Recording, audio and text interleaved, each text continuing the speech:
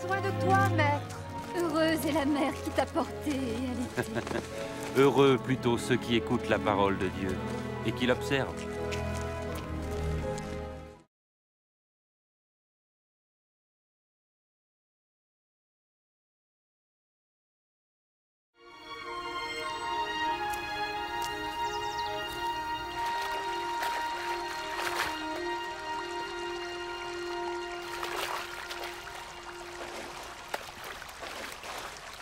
Apprends-nous à prier, comme Jean l'a appris à ses disciples.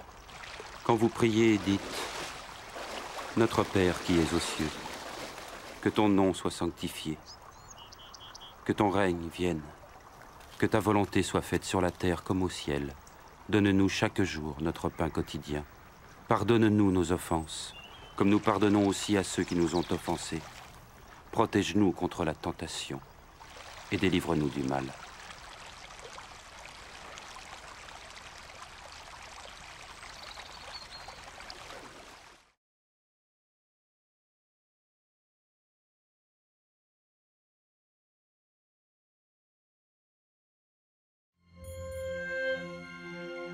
Dans les Saintes Écritures, Dieu déclare que le Messie viendrait pour être le sauveur du monde.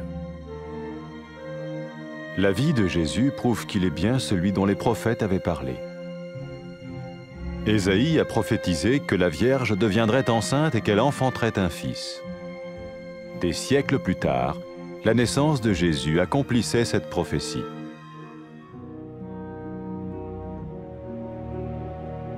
Les Saintes Écritures déclaraient que le saint à naître serait appelé le Fils de Dieu.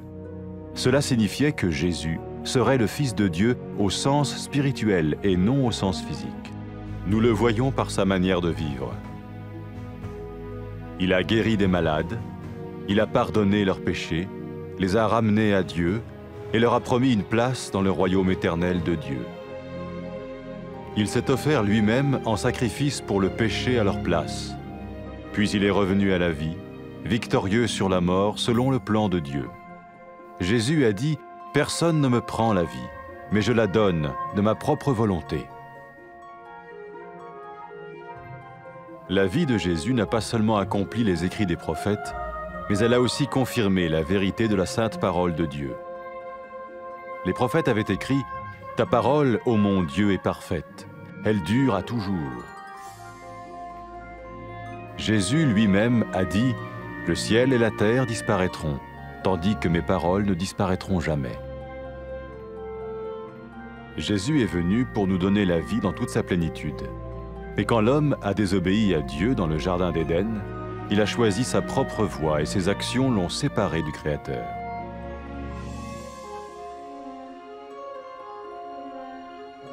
Les Saintes Écritures déclarent que tous ont péché et que le salaire que paye le péché, c'est la mort. Il s'agit de la mort spirituelle, éternelle séparation d'avec Dieu. Mais tout comme Dieu a donné un bélier pour qu'il meure à la place du fils d'Abraham, ainsi il a envoyé Jésus, le Messie, mourir à notre place. Sa vie, sa mort et sa résurrection restaurent la relation entre Dieu et tous ceux qui mettent leur confiance en lui. Maintenant, non seulement Jésus pardonne les péchés de ceux qui le suivent, mais il les sauve aussi du jugement éternel de Dieu. Ils sont sûrs d'aller au paradis et de vivre avec lui pour toujours. C'est cette vie et cette liberté de la culpabilité et du pouvoir du péché que Jésus offre à chacun aujourd'hui. Cela ne veut pas dire suivre une religion, mais choisir d'avoir foi en Jésus qui dit « Je me tiens à la porte et je frappe. Si quelqu'un entend ma voix et ouvre la porte, j'entrerai chez lui. » Cela veut dire se tourner vers Dieu et croire que Jésus vient dans nos vies pardonner nos péchés et nous rendre tels qu'il veut que nous soyons. Il ne suffit pas d'approuver intellectuellement ce qu'il dit, ni de vivre une expérience émotionnelle. Nous le recevons par grâce, au moyen de la foi, par un acte de notre volonté. Lorsque quelqu'un est prêt à suivre Jésus le Messie, il peut lui parler par une simple prière. Peut-être êtes-vous prêt maintenant à ouvrir votre vie à Dieu. Si oui, vous pouvez vous joindre à la prière suivante, silencieusement. dans votre cœur. Seigneur Jésus, j'ai besoin de toi. Merci d'être mort sur la croix pour mes péchés.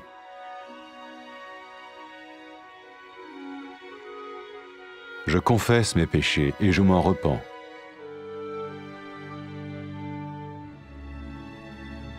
Je t'ouvre la porte de ma vie et je te reçois comme mon Sauveur et Seigneur.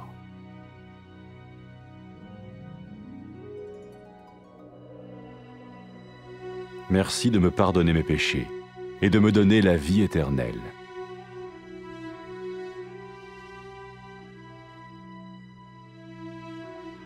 Fais de moi le genre de personne que tu veux que je sois.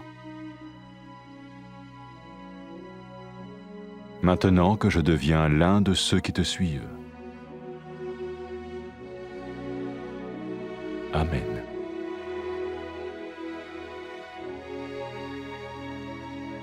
Jésus a dit à propos de ses disciples, « Mes brebis écoutent ma voix, je les connais et elles me suivent. » Pour expérimenter la vie en abondance promise par Jésus, ceux qui le suivent parlent à Dieu chaque jour dans la prière et lisent ou écoutent sa parole. Ils parlent de lui à d'autres personnes et rencontrent régulièrement ceux qui l'aiment et le suivent. N'oubliez pas sa merveilleuse promesse.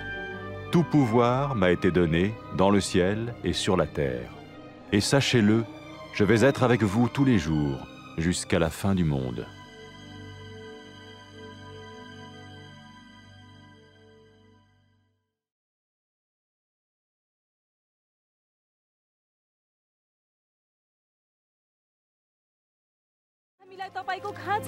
ती नारी धन्यको हुन्, तपाईलाई गर्भधारण गरिन् र दूध चुसाइन्। बरु ती मानिसहरू धन्य हुन् जसले मेरा वचनहरू सुन्छन् र पालना गर्छन्।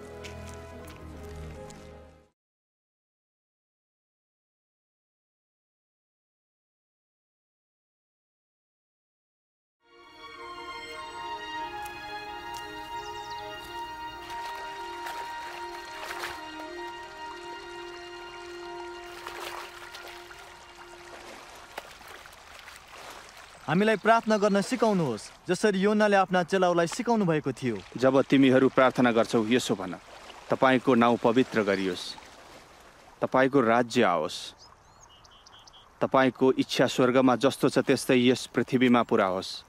आज हामीलाई दिनभरिको भोजन दिनुहोस् अनि हाम्रा अपराधहरू क्षमा गर्नुहोस् जसरी हामीले पनि आफ्ना अपराधीहरूलाई क्षमा गरेका छौँ। हामीलाई परीक्षामा पर्न नदिनुहोस् तर दुष्टदेखि बचाउनुहोस्।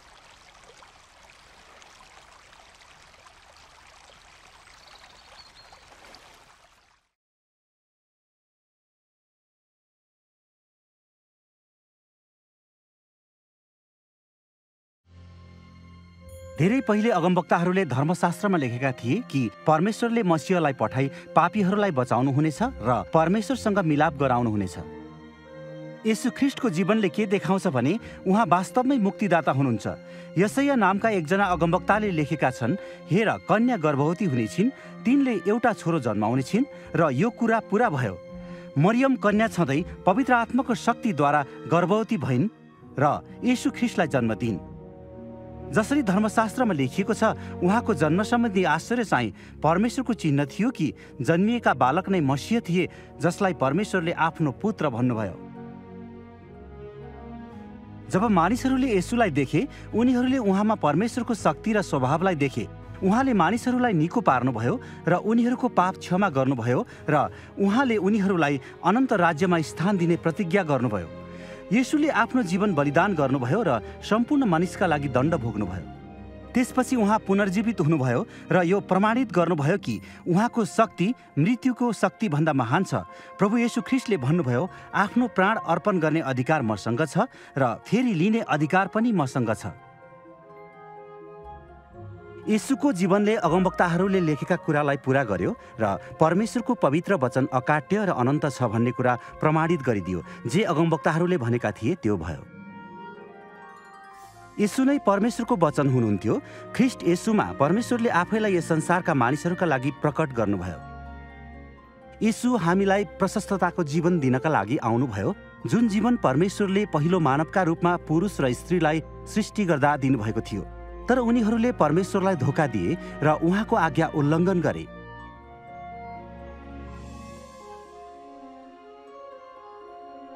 धर्मशास्त्रमा यो लेखिएको छ, सबै मानिसले पाप गरेका छन् र पापको ज्याला चाहिँ मृत्यु हो। जो मानिसले पाप गरेको छ ऊ परमेश्वरसँग जिउन सक्दैन। तर जसरी परमेश्वरले अब्राहमको छोराको सट्टामा मर्नको निम्ति थुमा जुटाउनु भयो, त्यसरी नै आदमको सन्तानहरूको स्थानमा मर्नको लागि येशू ख्रीष्टलाई पठाउनु भयो। उहाँले यसो गर्नुभयो ताकि जसले प्रभु येशूमा विश्वास गर्छ र उहाँमाथि भरोसा राख्छ ऊ परमेश्वरको उपस्थितिमा रहन सक्छ। त्यसकारण जसले येशूलाई पछ्याउँछ उसले नरकको दण्डबाट उन्मुक्ति पाउँछ र सदा सर्वदा परमेश्वरसँग वास गर्नेछ।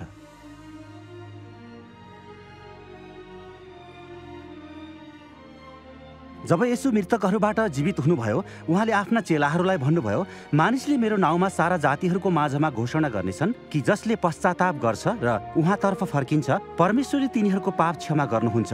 येशूले यो पनि भन्नुभयो कि उहाँले आफ्ना चेलाहरूसँग रहनका निम्ति, उनीहरूलाई सत्य प्रकट गर्नका निम्ति र उनीहरूलाई परमेश्वरको मार्ग पछ्याउने शक्ति प्रदान गर्नका निम्ति पवित्र आत्मा पठाउनुहुन्छ। जब पापी स्त्रीले पश्चाताप गरिन् र येशूलाई पछ्याउन थालिन्, उहाँले तिनलाई भन्नुभयो, तिम्रा पापहरू क्षमा भएका छन्,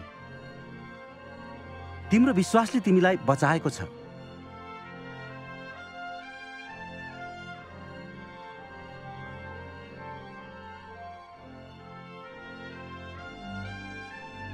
जसले येशू ख्रीष्टको चेला हुने निर्णय गरेका छन्, उनीहरूले यस्ता वचनहरू प्रयोग गरी आफ्नो विश्वास प्रकट गर्न सक्छन् र ख्रीष्टसँग आफ्नो सम्बन्ध सुरु गर्न सक्छन्।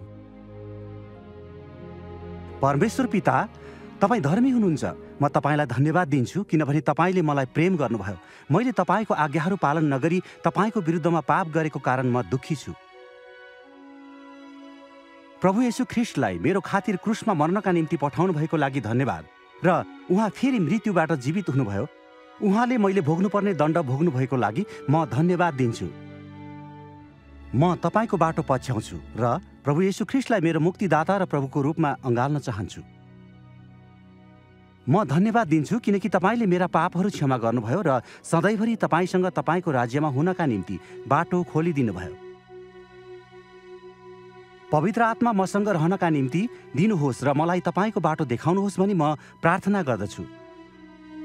उहाँले मलाई मेरो सम्पूर्ण हृदयले तपाईँलाई प्रेम गर्न र तपाईँलाई प्रसन्न पार्न जीवन जिउन शक्ति दिनुभएको होस् र यस संसारका हरेक ठाउँमा मानिसहरूले तपाईँको प्रशंसा गरून्।